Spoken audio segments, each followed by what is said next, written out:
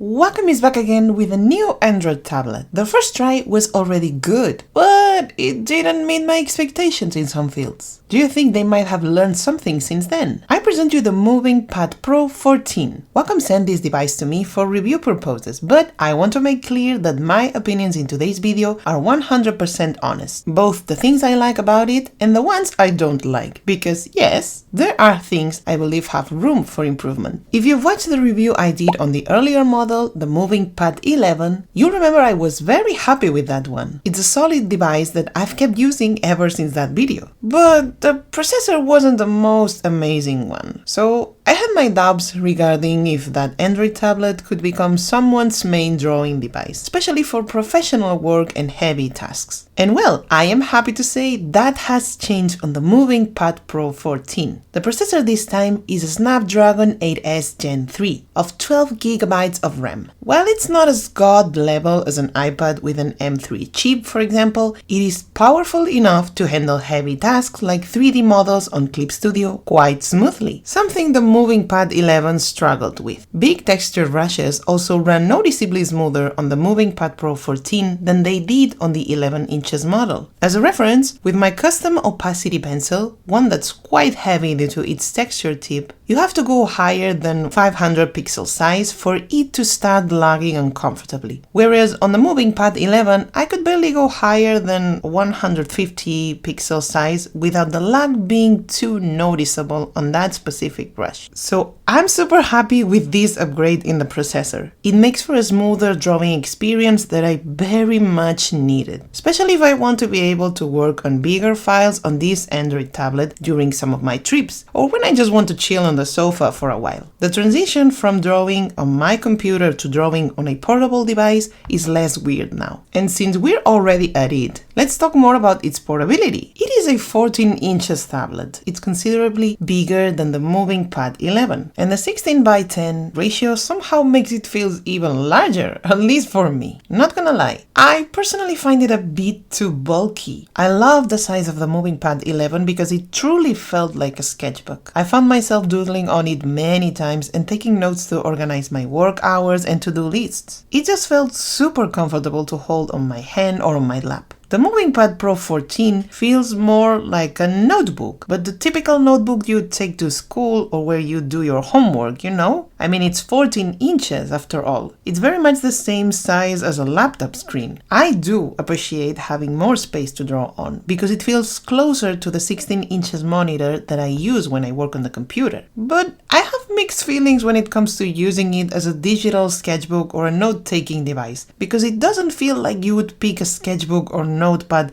this big for traditional stuff. I guess I just need to get used to it, but if I may be delusional for a bit, I would love to see Wacom release a Pro model of about 11 inches in the future. It would feel more customizable, like when you're buying an iPad Pro and you can pick between different sizes depending on your needs. Although I understand right now that's asking too much because they just got started with this Android product line. But overall, yeah, it is portable because it's not huge and it's not heavy. In fact, this is super light and you don't need to connect it to any computer to power it up thanks to its Android 15 operating system. No cables equal more freedom and more fun. However, and this is where things get sad for me, Wacom also sent me the cover for the Movink Pad Pro 14, which is not included in the price when you get it, by the way. It's an accessory that must be purchased separately for about $60 more. And notice how it says cover, not case, as it happens with the Movink Pad 11, okay? I'll get to that in a moment. I understand why on iPads the case is not included by default, because iPads are not a device that's specifically meant to be used by artists. It's more of a general use tablet that can also be used to draw on. So it makes sense for cases not to be included by default because other people might not need them at all. But like I think I mentioned on the Movink Pad 11 review, I believe Wacom should include them because their audience is 90% made of artists of some kind. And it makes even more sense when you consider they're marketing these Movink Pad models as digital sketchbooks so you can draw both on your home and on the go. If these are devices people are supposed to carry to places, to me it just makes sense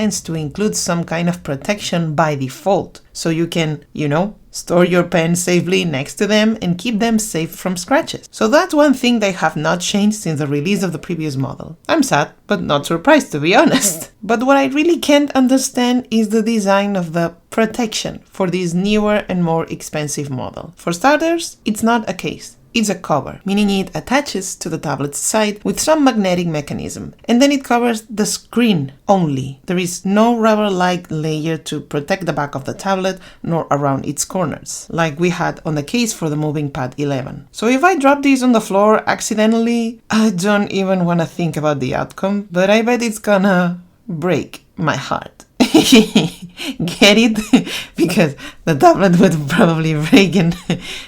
Anyway, on the Movink Pad 11 case, you could also fold the cover and turn it into a stand to prop up the tablet a little bit, which was super useful to me whenever I doodled on it. The cover of the Movink Pad Pro isn't foldable, and that doesn't make it comfortable to use on flat surfaces like a table. It forces you to crunch over the tablet in positions your neck and back won't appreciate. And because it's only a cover for the screen, there is no slot to save your pen as it happened on the 11 inches model. The only place to store your pen safely, and I'm air quoting, is this tiny sleeve? I don't know what to call this. I've never been a fan of this method to hold your pencil on any tablet, but here I really dislike it because I'm one of the most clumsy people you'll ever meet. I mean, I already managed to break one of the tips of the Movink Pad 11's pencil because I shoved the pen into the case slot carelessly one day and I bent its tip. So I don't trust myself with this thing at all. It's holding the pen into place indeed, but it's not protecting its precious tip. Maybe you're not clumsy and you think I'm being paranoid, but honestly, I didn't expect this for a device that's supposed to be the pro version of a product. If this had been the protection for the Movink Pad 11, I would have understood it. But on the Pro 14, it doesn't make any sense to me. This is my biggest issue with this tablet. Everything else is amazing. The Pro Pen 3 is good. It's so incredibly good.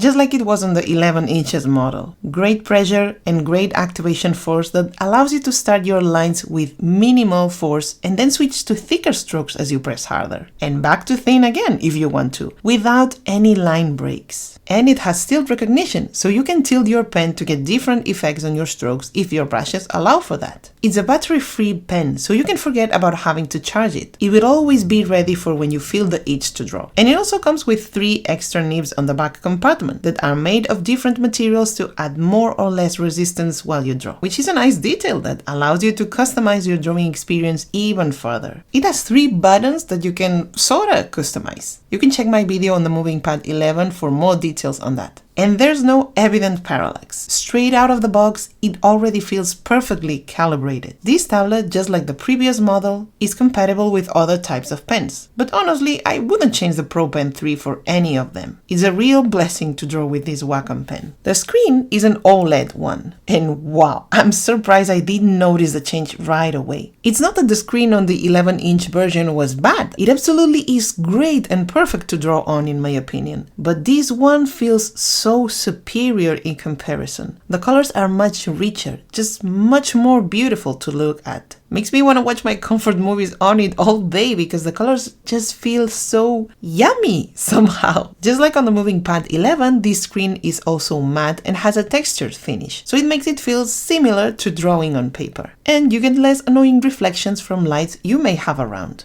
As per drawing apps, it's exactly like the Movink Pad 11. It comes with Wacom's own app, the Wacom Canvas, which is a very minimalistic but super enjoyable app. I seriously can't stop using it for warm-ups and doodles. And you also get a 1-year license of Clip Studio included with the purchase. It's the debut version of the program, which doesn't have all the features that I use in my daily work, but it's perfect to get you started with Clip Studio and test the app long enough to see if you want to upgrade to the Pro or X version someday. Sounds nice, doesn't it? I bet you're wondering if this tablet will have enough capacity to store all the many drawings and doodles you do. And the answer is a big yes. The Movink Pad Pro 14 comes with 256 gigabytes of storage, double the capacity of the Movink Pad 11. And it also has a micro SD card slot you can use to increase it even more. That's That's a lot of drawings, honestly. For reference, the folder where I save my clips files on the computer, it's about 50 gigabytes now, and it's holding about 6 years worth of drawings. So yeah, I doubt you'll even need to use an SD card anytime soon. But it's nice to have the option. Maybe you can use it to back up your files. And the cherry on top is this new super cool feature called Instant Pen Display Mode. Basically, you can turn this Android tablet into another monitor for your computer in just a couple of clicks. Well, it does take you a while to set it up because the process is a bit confusing, but once the tablet and computer recognize and remember each other, it's really a 2 clicks process. And you can even do it through Wi-Fi in case you don't want to deal with cables. But because this feature is still in a beta stage, it doesn't work all the time. So for now, think of it more of an early access thing to see what's it about and experiment. I successfully connected to my computer, but I haven't managed to make the pen pressure work for me in this mode as I'm recording this. Cries in Spanish. But Wacom's actively working to make this feature more stable, and once they do, I know this is gonna be a game changer and so useful for people who are old school like myself and prefer working on the computer but still need a reliable portable device to take during trips. I can't wait to use this feature. And we're reaching the end of the video, so it's time for my verdict. Who is this tablet for? And do I recommend it? The Movink Pad Pro 14 costs about $900. It's basically double the price of the other 11 inches non-Pro model. So in that sense, it might be out of reach for most beginners. Although I do think it would still be a perfect choice for them, because this tablet is a delight to draw on. And then obviously I think it is for professionals too. While it's double the price of the other model, you also get double the storage, a much better processor for heavier tasks and large files, a bigger screen with better colors. I mean,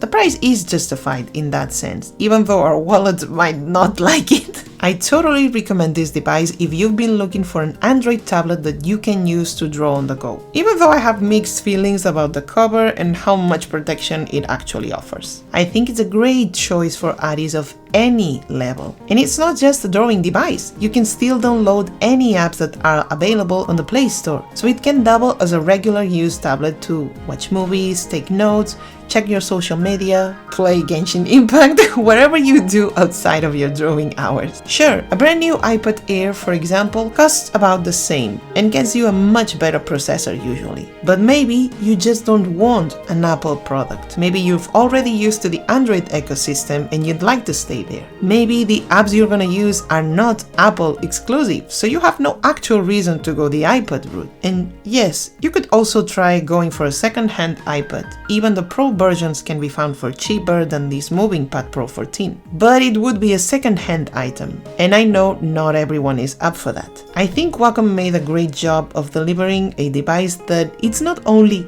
better than its predecessor, which was already great to draw on, so that's saying a lot. They also tried to keep it somewhat affordable by including things like the pen, a texture screen, and even a 1-year license for Clip Studio. But at the end of the day, the choice is yours. If you'd rather go for an iPad to be like the cool kids, then be my guest. I do think you won't go wrong with this Movink Pad Pro 14 though, or even with the previous non-Pro model. I'm definitely gonna keep using this because the drawing experience is so good, and it allows me to take my heavy files with me and keep working on them when I can't be at home. What do you think? Are you gonna get this as a gift for yourself or someone else? Let me know in the comments. For now, it's time to say goodbye. Keep on drawing and practicing, and I'll see you soon. Bye bye!